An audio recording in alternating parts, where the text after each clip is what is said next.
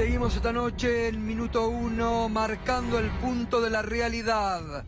La sociedad, la gente permanece aún frente al Palacio de Tribunales, defendiendo al juez Ramos Padilla. Comienzan lentamente, después de haber sido una manifestación multitudinaria, a desconcentrarse, pero aún permanece mucha gente frente al Palacio de Tribunales defendiendo al juez federal Ramos Padilla. Y hace instantes en Dolores, frente al juzgado del juez, esto se vivía.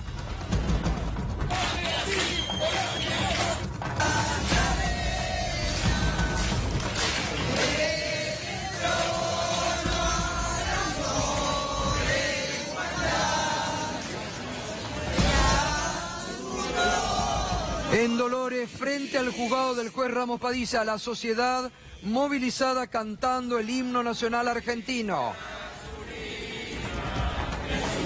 Multitudinaria la marcha en Dolores, multitudinaria. Esto es Mar del Plata en estos momentos. Movilizada Mar del Plata en defensa del juez Ramos Padilla. Esto solo el gobierno de Cambiemos lo logra. Una sociedad movilizada en distintos puntos de la Argentina en defensa de un juez. Mire, multitudinario, frente a los tribunales de Mar del Plata. Atención a la Cámara de Mar del Plata, Atención a los tres jueces que la sociedad los está mirando cómo actúan, Los jueces de Mar del Plata, porque Mar del Plata está movilizada porque la Cámara de Mar del Plata tiene que decidir si sigue teniendo la causa el juez Ramos Padilla o se la quitan. Atención, los jueces de Mar del Plata. Y también Rosario, veíamos concentración en el monumento a la bandera, 3 puntos, 4 con Rosario, mucha gente movilizada en favor del juez Ramos Padilla. Muy bien por la sociedad, que el próximo domingo, a cumplirse 43 años del peor golpe cívico-militar que tuvo la historia de la República Argentina, va a ganar las calles, se moviliza a Plaza de Mayo a partir del mediodía, y seguramente estas consignas de memoria, verdad, justicia, que no solamente se hacen presentes cada 24 de marzo, sino que de justicia hoy se va a repetir también el próximo domingo. Irina, mañana el fiscal Vidone se tiene que presentar ante el juez Luis Rodríguez, ¿no? Efectivamente está citado a indagatoria por el juez federal Luis Rodríguez en la causa donde investiga una extorsión específica, que es la que denunció Gabriel Traficante, empleado de la aduana, en la que ya está procesado Marcelo D'Alessio y que incluso hoy la Cámara Federal confirmó ese procesamiento con prisión preventiva. ¿Por qué está citado Vidone? Vidone, que es un fiscal de Mercedes, que además fue suspendido en el día de ayer por una decisión de la Corte bonaerense. ¿Por qué está citado a indagatoria? Porque es un engranaje clave, en este caso, para que Marcelo D'Alessio recibiera información que es información reservada. Por ejemplo, información de migraciones, movimiento de migraciones de personas, entrecruzamientos de llamados telefónicos. Este tipo de información le proveía, según lo que hay en el expediente, el fiscal Vidone a D'Alessio en causas que no tenían nada que ver con las que él estaba tramitando. Por ejemplo, le suministró información acerca de Pedro Echeves, que es nada más ni nada menos que el denunciante de la causa que está a cargo del juez Ramos Padilla y que destapó toda esta olla que estamos viendo en la actualidad, que todavía no sabemos los alcances que puede llegar a tener. Hay un dato importante, que es que la Cámara Federal, en la resolución del día de hoy, le dice al juez Rodríguez que tiene que profundizar algunas líneas de investigación, precisamente para determinar cuáles son los vínculos con agentes de inteligencia o con agencias de inteligencia.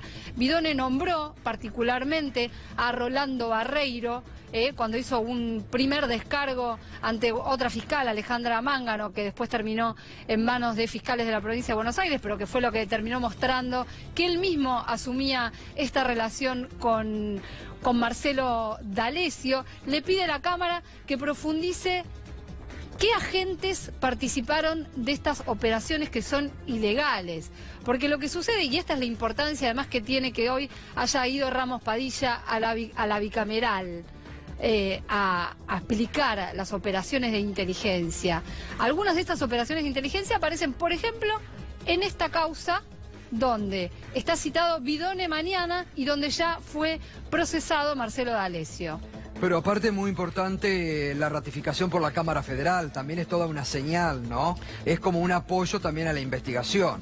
Es un apoyo a la investigación, la rapidez con que saca el fallo, ¿no? Totalmente. Que es algo sumamente inusual en Comodoro Pi, y más con una causa de estas características. Es otro cambio de época, me parece. También es otra señal para el gobierno, porque ahí el juez Luis Rodríguez sigue avanzando en una línea claramente de extorsión que hacía D'Alessio, ahora lo suma con esta declaración indagatoria mañana al fiscal Vidone, y la causa realmente se sigue ampliando y lo que va a venir, ¿no? Así que es muy importante todo esto. Da la impresión de que hay una especie de cambio de aire también dentro de Comodoro Pi respecto a estas circunstancias, y esto se ve en las actitudes de otros jueces, como por ejemplo Julián Ercolini, que se termina sacando de encima la denuncia de la coalición cívica acerca de la supuesta operación para correr al fiscal Stornelli de la causa de los cuadernos. Así es, vamos a recuperar información con Juan Amorín. Vamos, Juan.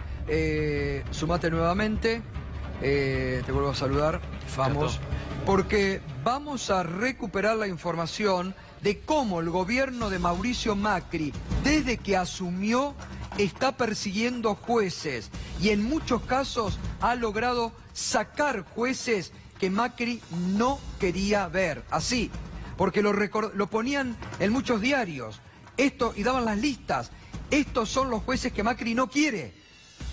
Así de democrático el presidente.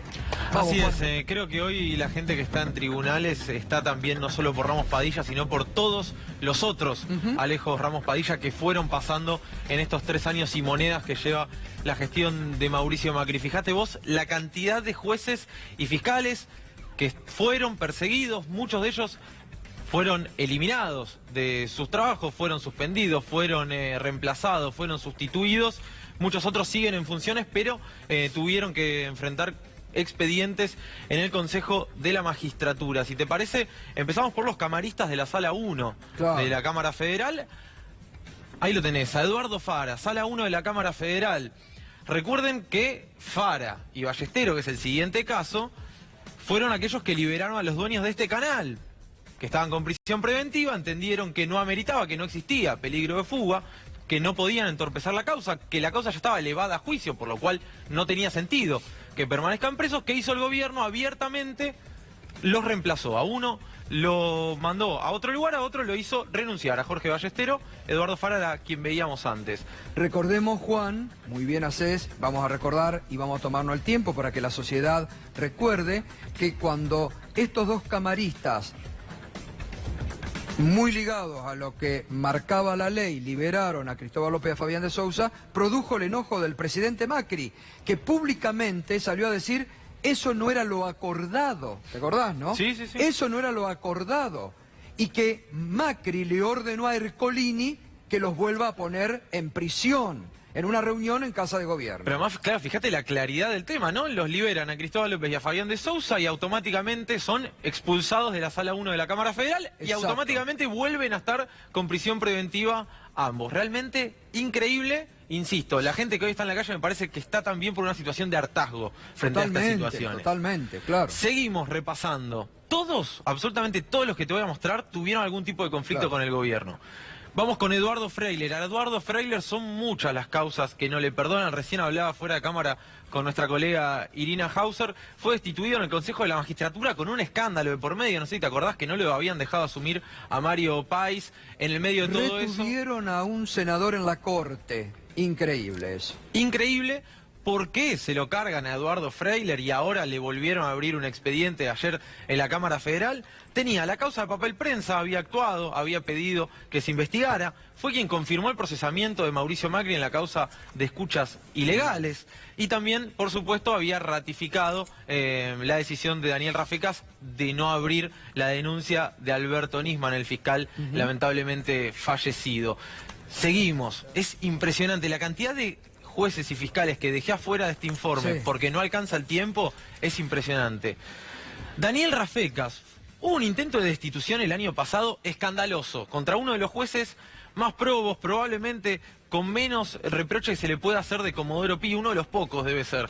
Lo intentaron enjuiciar en el Consejo de la Magistratura por su actuación en la causa del memorándum de entendimiento con Irán. Él dijo es una decisión política, no existe acá motivo judicial de por medio. Tuvo, recordemos Juan, tuvo una defensa, él asumió su propia defensa, impecable en el Consejo de la Magistratura, que tuvieron que hacer mutis y sigue como siendo uno de los jueces, tal vez con Casanelo y algún otro juez, de los más probos. De los pocos de Comodoro Pi que no puede rescatar. Terminó con una quita importante de su sueldo, no me acuerdo el porcentaje exacto, pero sí le ratificaron una multa como si fuera una suerte de apercibimiento, como bueno, tan barata no la vas a sacar. Pero seguimos adelante, es impresionante la cantidad de jueces y fiscales. Le armaron una causa con servicios de inteligencia, lo persiguieron por los medios, le armaban títulos inventándole una reunión en la Quinta de Olivos que no existió. Esto también es producto de los servicios de inteligencia. Servicios de inteligencia, testigos falsos que habían dicho, que no habían dicho, que Casanelo estuvo en Olivos, que no. Finalmente conoció a Cristina Kirchner este año, recién Casanelo, que Cristina Kirchner le dice, al fin nos conocemos. Exacto. Luis Arias estuvo el otro día acá. Perdón, Casanelo, antes que me olvide, estaba en la ruta del dinero acá. ¿Qué es lo que no le perdonan a Casanelo? Y por eso intentaron avanzar con esa operación. La falta de mérito sobre Cristina Kirchner. Ratificado por la Cámara Federal. Ratificado por la Cámara Federal, insospechada de ser kirchnerista además. Luis Arias, juez federal de La Plata, había actuado contra los tarifazos. ¿Te acordás? Era uno de los jueces que frenaba los avances del gobierno sobre las clases populares y que impedía, por ejemplo, que se le cortara el suministro de luz y de gas a los usuarios que no podían pagar las tarifas. ¿Qué sucedió? Lo enjuiciaron y fue destituido de su cargo. El otro día lo explicaba también aquí mismo. Carlos Gonella, otro gran escándalo. ¿Qué es lo que no le perdona Bonadío a Carlos Gonella? Su actuación en la causa de Aaron Mountain, donde están complicados los funcionarios, exfuncionarios del gobierno porteño, hoy funcionarios del gobierno nacional. Nunca se supo finalmente qué sucedió con Aaron Mountain. Todavía están esperando los familiares de las víctimas la verdad de ese incendio, Juan. Intencional. Y a Carlos Gonella está procesado por haber difundido a través de fiscales.gov, que es la página oficial de los fiscales, un dictamen. Claro. Que es algo que sucede con habitualidad. Bueno, obviamente Gil Carbó no se puede explicar todavía cómo llegó esa denuncia a Comodoro Pi contra Gil Carbó por la que está procesada. Finalmente, después de su procesamiento, presentó su renuncia. Había llegado una denuncia anónima a Comodoro Pi y la tomaron y le dieron pulso. Realmente es papelonesco lo que sucede en la justicia. Obviamente, si esto hubiera sido con otro gobierno, estaríamos hablando de otro tenor. Pedro Soni, fiscal a cargo de la causa del Correo Argentino. Todos los fiscales y jueces que fueron removidos de sus cargos estuvieron con una causa vinculada al gobierno nacional. Fue removido justo cuando le había caído la causa del Correo. Casal lo envió a la Fiscalía Federal de Santiago del Estero, a la que había concursado muchos años antes. Al exilio lo mandó. Seguimos viendo. Podríamos estar toda la noche, pero vamos a hacer 2 casos más y ya cerramos. Vamos a ver el siguiente caso. Gabriela Boquín. La Corte Suprema la salvó a Gabriela Boquín, que estaba a cargo de la causa del Correo y que si no fuese por ella, ninguno de nosotros se hubiera enterado y los Macri hubieran obtenido un perdón y la condonación de 70.000 millones de pesos. Realmente era un escándalo si se la cargaban, pero lo intentaron igual. El Correo la había intentado revocar su mandato en la Fiscalía. La Corte Suprema validó su actuación y sigue a cargo de la causa del Correo, que duerme el sueño de los justos. Mañana con Irina vamos a ampliar la causa del Correo. Y por último, Gabriel de Bedia, de la UFICES, a cargo de la Seguridad Social, había presentado una denuncia contra Emilio Basavilbaso por malversación de fondos públicos. ¿Qué pasó con Gabriel de Bedia? También fue eliminado. Ni siquiera incluimos acá el informe del fuero contencioso administrativo de los jueces laborales que fueron destituidos justamente por favorecer en sus fallos a los trabajadores y trabajadoras. Muy grave la situación de la justicia en Argentina, insisto, me parece que hoy la sociedad explota por todos los Ramos Padilla que estamos viendo acá, que ya pasaron justamente por tratar de garantizar el Estado de Derecho y las garantías en Argentina. Gracias, Juan. Vamos a seguir porque hay más casos. Seguro. Gracias. Bueno, hoy enseguida vamos a ir a la mesa de debate, vamos a seguir hablando de este tema, obviamente de mucha preocupación institucional, pero hoy el presidente exaltado a los gritos nuevamente en una reunión de gabinete ampliado. Claro, uno supone que el presidente puede estar enojado con su propio gobierno. Aumentó la desocupación, cayó 2,5 el Producto Bruto Interno el año pasado, sigue cayendo la actividad económica. Entonces, suponemos que el presidente está enojado con su propio gobierno. Escúchelo, véalo. Cada vez estoy más convencido. Pero también quiero decirles que estoy caliente. Estoy caliente. Por si no lo notaron. Porque siempre me calentó la mentira. Siempre. Y otra vez volver a escuchar los que vienen a proponer ese maravilloso atajo, esa solución mágica que nos desliga, nos releva de seguir este camino de trepar la montaña, con orgullo, con esfuerzo, pero convencidos. Es inaguantable, es inaguantable. Es como que ya no lo puedo soportar más. Pero claramente hay que poner el hombro, hay que remar un poco más, porque de todo lo que se heredó no se sale de un día para el otro. Sin llorarla, pero convencidos de que estamos en el lugar correcto y a la hora indicada. Bueno, el presidente que vive realmente descolgado de la realidad, ¿no? Y sí. Ahora, yo me pregunto, ¿el presidente habla de que le molesta la mentira? El presidente dice que está caliente. ¿Qué se supone que está la gente que ha perdido el empleo en la Argentina, que le han cerrado una pyme, que cierran las industrias? ¿Cómo cree el presidente que pueden estar hoy miles y miles de argentinos producto de la mala praxis, según Carlos Melconian, que este gobierno ha hecho sobre la economía de la Argentina? Pero claro, el gobierno reinventa un relato motivacional en un año electoral, porque no tiene instrumentos, no tiene números, no tiene estadística, no tiene nada para mostrar ni prometer a la sociedad. Porque los datos de la realidad demuestran el fracaso de la política económica, se derrumba el verso institucional, salpica al gobierno el mayor escándalo de espionaje institucional y cruje la alianza Cambiemos, porque dentro de Cambiemos sálvese quien pueda, Carrió disparando, enojada, los radicales que se toman venganza y habilitan comisiones, cruje en su peor momento. El gobierno en su peor momento lo refleja, mire, la última encuesta, el último trabajo de Ricardo Rubier, mírelo, lo refleja la sociedad, los datos de la realidad. La imagen del presidente Mauricio Macri en este momento, 60,3% negativa, el peor momento de Macri desde que asumió.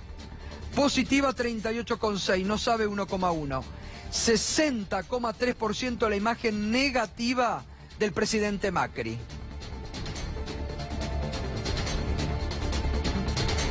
¿Cree que la inflación va a disminuir? No. 61,2%.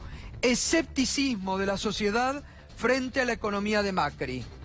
Sí, 22,4, que es 22,4, fíjese, es el sector que cada vez se reduce más de gente que esté como esté defiende a Macri. No sabe 16,4. Intención de voto si las elecciones fueran el próximo domingo. Cristina Fernández de Kirchner, 32,9. Mauricio Macri, 24,6. Casi 10 puntos de ventaja. No sabe, 11,7. Sergio Massa, 11,2. Roberto Labaña, 10,5.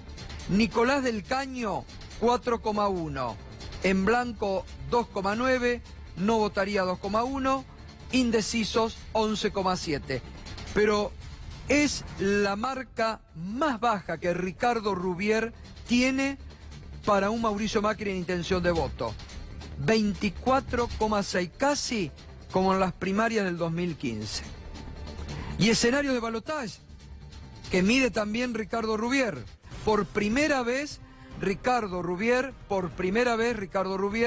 la tiene a la expresidenta ganando un balotaje. 40,9 frente a un Macri que tiene 37,5. Hay que tener este dato también, que no votaría a ninguno, 15,8%. No sabe, 5,8%. Ricardo Rubier esta mañana hablaba con nosotros en Mañana Silvestre en Radio 10 y decía lo siguiente. En primera vuelta nosotros tenemos a Cristina que está fija en un 32%, 32 y pico. Lo que teníamos era Macri en 30, o 29, hace un mes atrás, un mes y pico.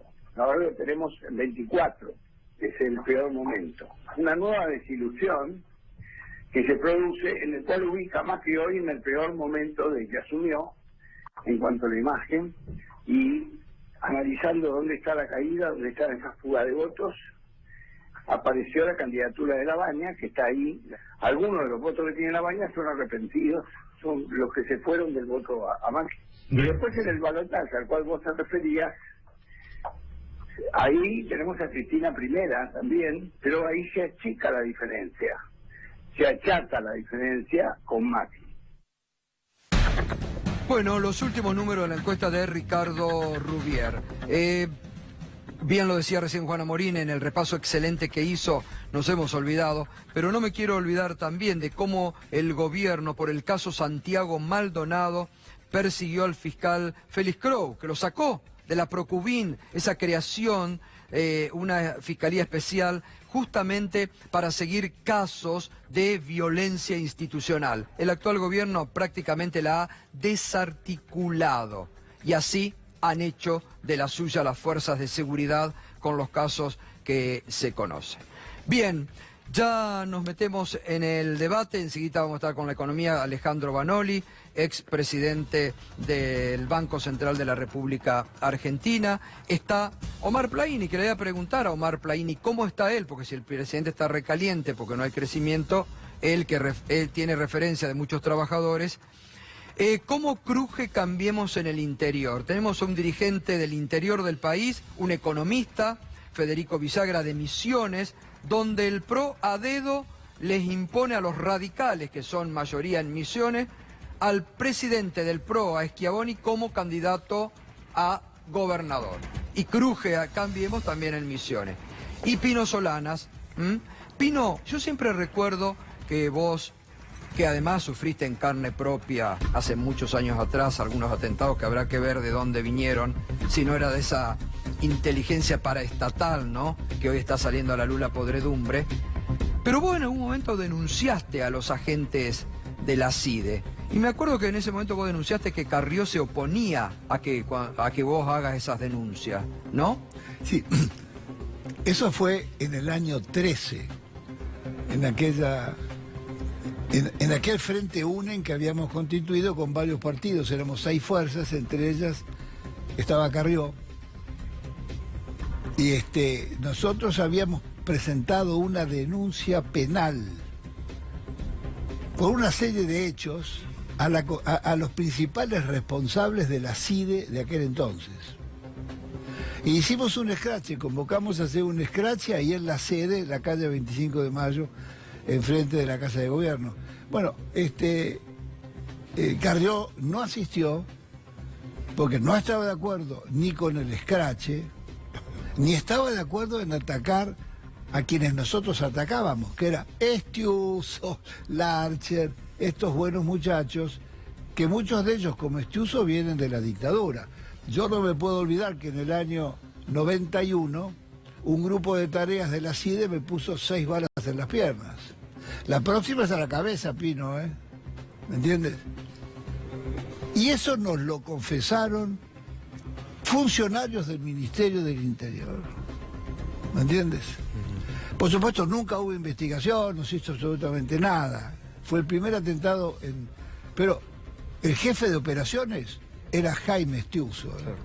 Ahora, ¿por qué? Porque yo traigo esto porque Carrió ahora está salpicada por este escándalo, porque lo tenía a D'Alessio como informante. ¿Y por qué crees que Carrió se oponía a esa acción en ese momento y se opuso a vos y salió públicamente? Porque Carrió ha mantenido todo eso. Se fueron revelando una serie de hechos que mostraba que Carrió había tenido siempre relaciones con los servicios y sobre todo la conducción. ¿De dónde viene toda la información de Carrió? El Servicio de Inteligencia argentino ha colocado su mayor esfuerzo, no en las tareas que debería hacerlo, sino en el control de los opositores, el control de la justicia, esta dependencia absoluta de la justicia federal penal del intermediario, el perro guardián es el Servicio de Inteligencia argentino. Esto es una vergüenza. Lo que está saliendo con el caso de D'Alessio te está demostrando esto. Las causas armadas y como los fondos reservados. Macri volvió a imponer de que ya deberían ser reservados sin ningún control. Y bueno, el gobierno argentino, los gobiernos argentinos que siempre han tenido alguna mancha o algún error para ocultar, bueno, han temido siempre el carpetazo de la CIDE. Acá guarda, mira, hemos encontrado esto, doctor, ¿qué hacemos? Etcétera. Y entonces, bueno, ahí vienen todas esas redes de complicidades, pero nosotros denunciamos que el servicio, la CIDE, tenía una red de prostíbulos, tenía combinaciones en la aduana, controlaban todos los aeropuertos, entradas y salidas del país donde estaban las grandes bocas del contrabando. Es decir que los muchachos tenían empresas. Sí. Bueno. Todos denuncias que se mantienen. Omar, a ver, una línea sobre este escándalo institucional que se está destapando, porque ustedes también han sufrido estas persecuciones aún hace poco, incluido. Sí, claro, incluso entre las carpetas del juez Ramos Padilla hay una carpeta que lo menciona Moyano. Moyano, exactamente. Con lo cual, evidentemente, mire, yo siempre digo lo mismo, si el presidente de la Nación mandó a espiar a su cuñado, ¿qué podemos esperar del resto? Por eso cuando hablamos por teléfono con Hugo, generalmente le mandamos saludos a los que nos escuchan, a los muchachos que están escuchando, saludos, que no salga al Mercosur, porque la verdad que uno ya lo tiene que tomar de esta manera, porque en realidad si no vive con una extorsión sistemática y permanente. A mí me parece que primero le diría al presidente que evidentemente tiene detrás de él un director teatral o cinematográfico que no es Pino, que le hace hacer esta actuación que hizo hoy, que hizo en el Congreso, y que caliente está esa persona, ese ser humano, que seguramente hoy le llegó un telegrama en la casa o de suspensión o pérdida de fuente de trabajo.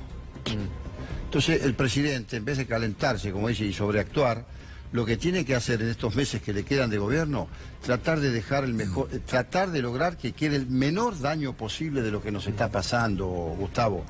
Me parece que en esto, evidentemente, cuando muchos de ustedes, los periodistas, dicen que hay una cloaca, evidentemente hay una conspiración, y esa cloaca compuesta por algunos periodistas, un sector importante de la justicia, los servicios de inteligencia.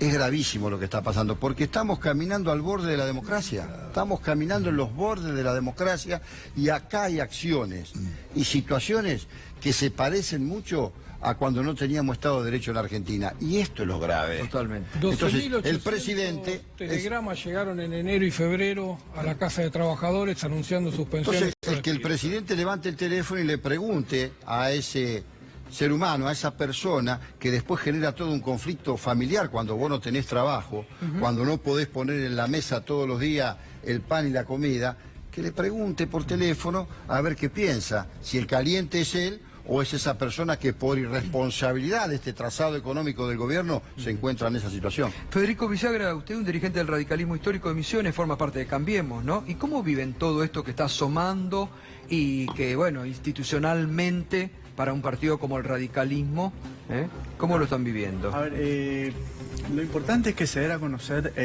a nivel nacional la situación crítica en la que estamos viviendo nosotros en Cambiemos, porque hay en Cambiemos una especie de autoritarismo y una regresión hacia lo que sería prácticamente una dictadura.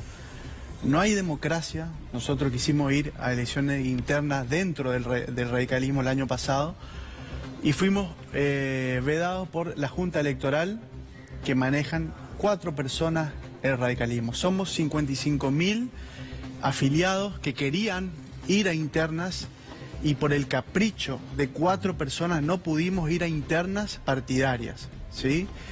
Luego este partido, que es la Unión Cívica Radical, que es un partido de más de 100 años de historia, está siendo alquilado, está siendo rentado a 2 personas que le han hecho mucho daño a la provincia de Misiones. Esas 2 personas son Ramón Puerta y Humberto Schiavoni, ¿sí? Esta realidad que nosotros la verdad no la aceptamos, porque nos están poniendo con un control remoto un candidato a gobernador, porque es el presidente del PRO a nivel nacional. Claro. Y el presidente del bloque de senadores. Nosotros no lo reconocemos. ¿Y se puede romper Cambiemos en Misiones? Nosotros hemos presentado en la justicia, todos los fallos han salido favorables y han desconocido los fallos. Y usted es economista, ¿y cómo se vive la realidad económica dura en el interior? Justamente estamos hablando de números, y yo creo que Macri debe estar caliente por la fiebre que tiene, digamos, ¿no? Porque la verdad que en Misiones es una situación muy crítica. Nosotros tenemos 2.400 comercios que han cerrado en el año pasado. Somos una provincia que tenemos un problema de asimetría, porque tenemos 90% de frontera con países vecinos. Claro. En la cual nuestro dinero migra hacia los países vecinos. Hay una alta inflación porque tenemos un costo elevado de transporte, tanto de combustible como de energía, de llevar a Misiones. Entonces la situación es muy elevada, hay un alto desempleo, hay quiebras masivas de empresas, o sea, no estamos ajenos a lo que ocurre, y creo que estamos aún más complicados por esta situación política, claro, de poca participación del afiliado. Bueno, es bueno siempre tener la presencia del interior acá, ¿no?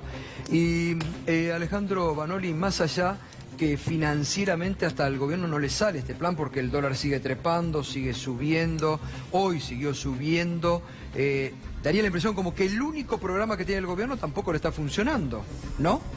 No, absolutamente. ¿Qué podemos decir? El costo que tiene para la sociedad, para la economía real, que el gobierno pueda exhibir una estabilidad que está con alfileres, es una tasa de interés que está matando al aparato productivo, a los comercios, a las personas. Es gravísima la situación de quienes están endeudados, de los que alquilan. Y bueno, lo peor es que esto no es, Gustavo, lo peor, el piso. Lo que queda de este año va a tener presiones devaluatorias muy grandes.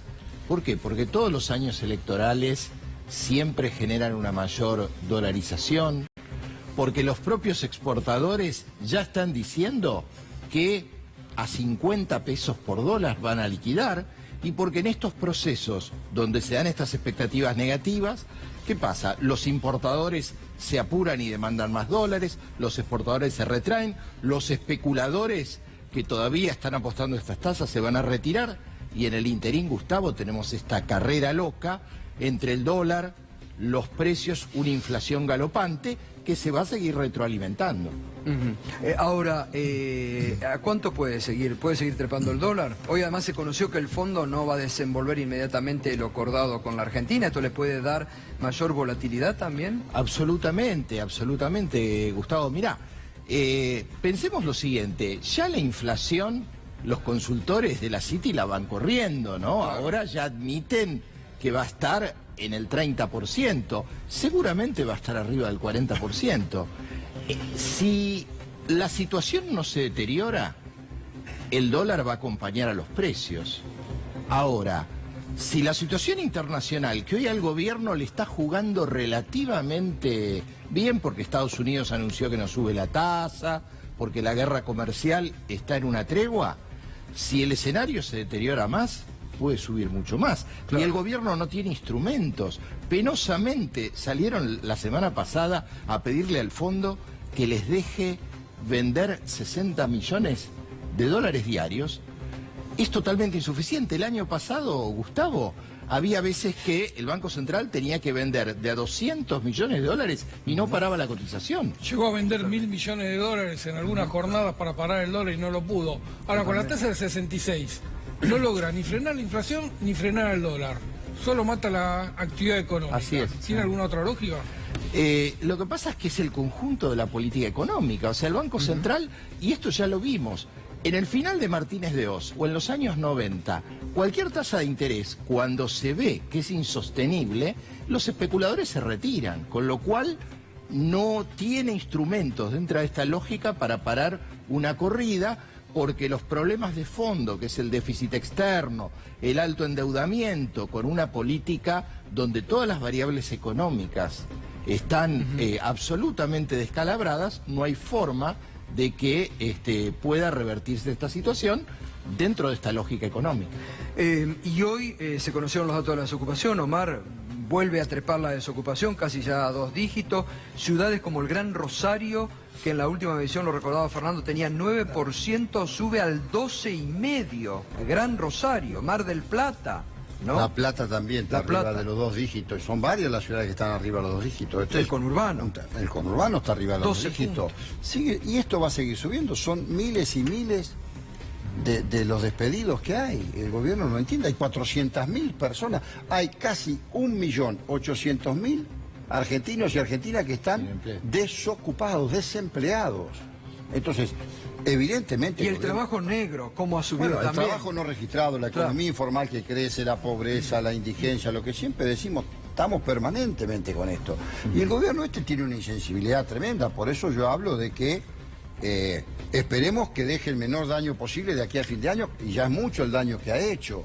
Bueno, y nosotros seguiremos reclamando, seguiremos movilizando, seguiremos estando en la calle. Ha convocado la CGT para una movilización, ¿no? Sí, ha convocado una movilización para el día 4, con los gremios industriales a la cabeza. Nosotros hoy tuvimos reunión del Frente Sindical, tomamos 2 decisiones en el Frente Sindical para el modelo nacional. Quiero también decir que hoy se sumaron 3 gremios nuevos. Se sumó el sindicato... Escisión de la CGT ya es lo de ustedes. Son 3 gremios nuevos que se sumaron. Hoy los gremios de informáticos, los profesionales abogados y el gremio de patrones de pesca también se sumaron. Nosotros decidimos acompañar la marcha porque quiero recordarle a todos que venimos marchando desde el 29 de abril del 2016, que todo el año, todos los jueves de este año empezamos a hacer marcha. Vamos a acompañar esa marcha, más allá que nosotros tenemos un planteo de un plan de lucha. Claro. Y también quiero decir que el próximo 24, por primera vez agrupados, esos 70 gremios, ahora 73 que conforman, y regionales que conformamos, somos parte de la CGT, vamos a estar acompañando a los organismos, a madres, abuelas, a los organismos de derechos humanos. El domingo. Nos concentramos a las 13 horas el domingo en Bernardo de Irigoyen, en Avenida de Mayo, marchamos agrupados como gremios que integramos la Confederación General del Trabajo. Pino, vos estás, la verdad, en una actividad tratando de unir sectores de la oposición. ¿Y cómo te estás? Eso marcha muy bien, marcha.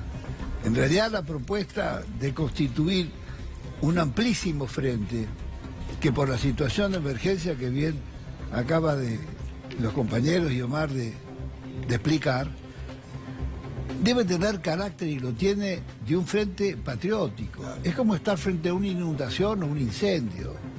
Acá tenemos que construir la mayor unidad posible. Nosotros decimos, esta propuesta de frente patriótico, sin exclusiones, pero además con una permanente movilización para recorrer los pueblos y ciudades del país y poder ganar en las elecciones de octubre, ganarlas en la primera vuelta. No me miren con caras de sorpresa. Para triunfar hay que tener la decisión. Y hay un pueblo que está esperando. Está esperando, así que la recepción que ha tenido la propuesta es excelente. Hemos hablado con dirigentes de toda la oposición.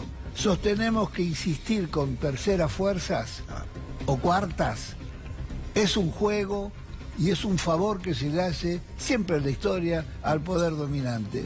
Por eso hay que establecer reglas claras internas para jugar unas buenas internas, por supuesto, con una plataforma básica mínima y tratar de ganar en la primera vuelta para construir un gobierno de unidad nacional. Unidad nacional para las elecciones, para un gobierno de unidad nacional. No solamente el campo político, sino el campo de las organizaciones sociales, los sindicatos y todo aquello. Hacemos una breve pausa, seguimos con el debate en un día cargado de información.